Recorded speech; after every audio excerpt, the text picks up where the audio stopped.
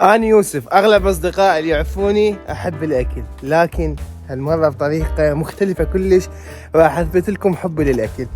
هسه الساعة 3 بالليل، أنا راح أروح مدينة الموصل على مود آكل، وأنا حاليا ببغداد موجود منطقة النواب الكاظمية.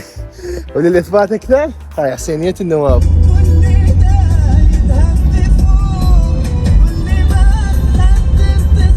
اوكي اصدقائي، وصلت الموصل. صباح الخير. ما بالخير.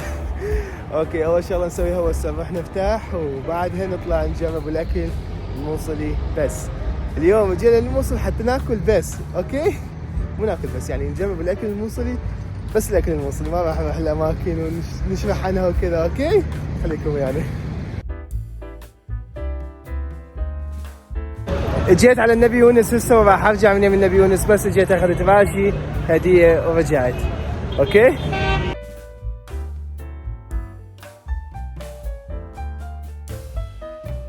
اوكي اصدقائي، طبعا لاحظت الدنيا مغرب وانا لحد الان ما طالع ومسوي جولتي عن الاكل، وبالاخص انا جاي خصيصا حتى اجرب الاكل الموصلي، وبالاخص اللي موجوده عندهم هي هنا الكبه الموصليه.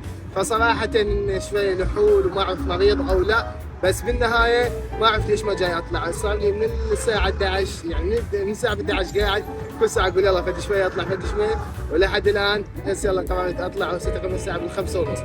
فخلي اروح اول شغله اسويها اكل كبه موجوده هنا، فخلي جولتنا تكون كلها مشي بالموصل. خليكم ويانا. واجيت للمحل اللي انا متعناه له من بغداد لحد هنا، هو ايوان ابو الكبه، موجود بالموصل بالساحل الايمن. عنده كبه وعنده عروق، يعني نصح لهم عقوق. فهذا المكان كلش مميز، موجود بالموصل لحد الان. يسوون الكبه بالطريقه المصلاويه القديمه اللي الموصل مشهوره. اكثر شيء عندهم هم الكبه، مشهورين بيها. خلينا نشوف الطرق مالتها اللي يسووها والشوي مالتها شلون يكون. خليكم يعني. بكل الاماكن موجود الاكل الطيب، الا بمدينه الموصل يختلف الاكل. يعني مدينة الموصل الأكل إلها طعم خاص، يعني فدي يعني بي شيء مميز، حرفيا بي شيء مميز. أنا طبعا كل المحافظات جربت أغلب الأكلات عندهم، وأنتم تشوفوني دائما، لكن إلا هنا بالموصل أتعنى من بغداد للموصل على مود الكبة. لا تشوف ايش قطينا. أنا رحت على عباس أبو عمر صاحب مطعم إيوان كبة، عمل كبة والعروق. هاي الكبة أكلة تراثية قديمة مشهورين بها اهل الموصل، ففتح المحل ورا التحرير، جمعت الاسطوات اللي يشتغلون بها، اللي كان يشتغل بوداد واللي بالسليمانيه، وجمعناه وفتحنا هذا المشروع على بركه الله، حتى نعيد تراث الموصل. لا تندثر هاي الاكله، وهي تندثر تراث الموصل، يعني حتى المحل سويته على شكل تراث قديم يعني. اوكي يا جماعه، كملت الكبه، وحرفيا اطيب كبه اكلها بحياتي يعني صراحه. فخلي نروح هسه لمنطقه الدواسه ونشوف هناك ايضا شنو ناكل. بس انا بطني تفست، لانه بطبيعتي ما اعرف الاكل، اكل من الاكل يلا اقوم. فاكلت الكبه كلها والسوب ونص من الطرش ونص من السلطه، فحرفيا بطني تفست. فخلي امشي حتى اجوع بعد. اوكي. طبعا وصيت فول وفلافل، لانه صار يومين ما ماكل فلافل. وهذا السوب احلى شيء هو من ينزل السوب، وشويه لبن. يا مطعم رائد بدر، حرفيا المكان يجنن. انا اول مره اقعد بيه، بس فايت من يمه. يلا خلينا ناكل.